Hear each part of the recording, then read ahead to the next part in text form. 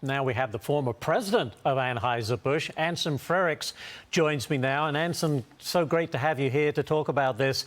You are calling for Anheuser's CEO to step down. You say he's had several opportunities to kind of right the ship, but he's failed. Explain to me why he needs to leave. You know, as we've seen this week, we just had 600 workers at one of the Anheuser-Busch suppliers were just laid off. Unfortunately, there's going to be more workers that are going to be laid off if we can't find a CEO who is going to successfully and confidently address this situation. Whitworth has had 3 chances now to come and clearly articulate that this campaign was not in the best interest of Anheuser-Busch shareholders. And the shareholders of Anheuser-Busch are those firefighters, doctors, police officers, et cetera. And to make sure that their retirement accounts and 401k accounts are done well, companies need to focus on great products and services, period. That's it. Not necessarily get involved in a lot of different political issues or social issues that are being pushed on them by companies like BlackRock, State Street, Vanguard. And that's this CEO, Whitworth, has been unable to clearly serve those shareholders. And unless he does that, we're going to have to unfortunately find another CEO who can. Are you surprised at how long this has gone on? These things happen, and there's a big, huge, furore. There's a pushback, and then it kind of fades away. This has been long-lasting, has it not?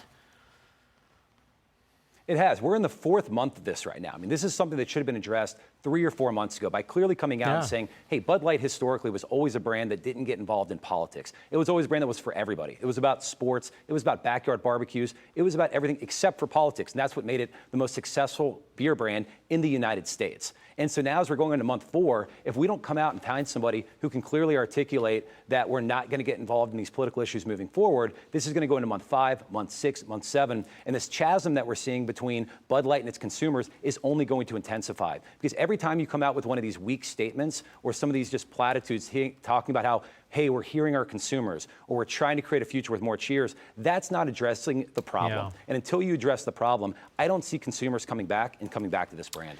You know, next one, Anson. Anheuser-Busch responded to Dylan Mulvaney's claims that the company essentially abandoned her during the Bud Light backlash, saying, quote, what do you make, saying, quote, as we've said, we remain committed to the programs and partnerships that we have forged over decades with organizations across a number of communities, including those in the LGBTQ+ community.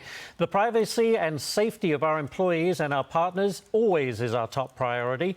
And as we move forward, we will focus on what we do best, brewing great beer for everyone and earning our place in moments that matter to our consumers. Okay, what do you make of that response?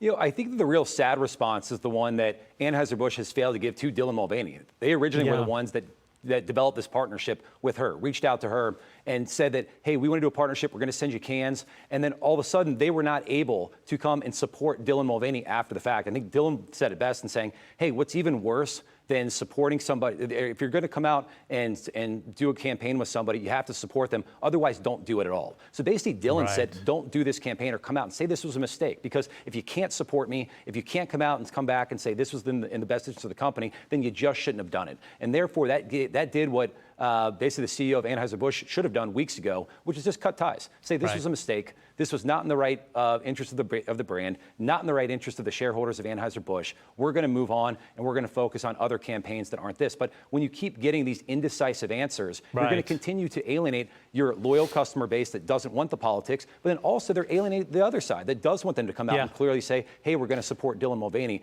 And so right now, nobody's happy with Bud Light, and Bud Light's trying to be everything to everyone, and right now they're being really nothing to anyone. Yeah, failing on both sides. Doesn't work. That's it, exactly. Yeah. Anson Frericks, thank you so much, Anson. So we're going to have to find a CEO out there that is going to be able to be very clear about this and being able to address the situation head on.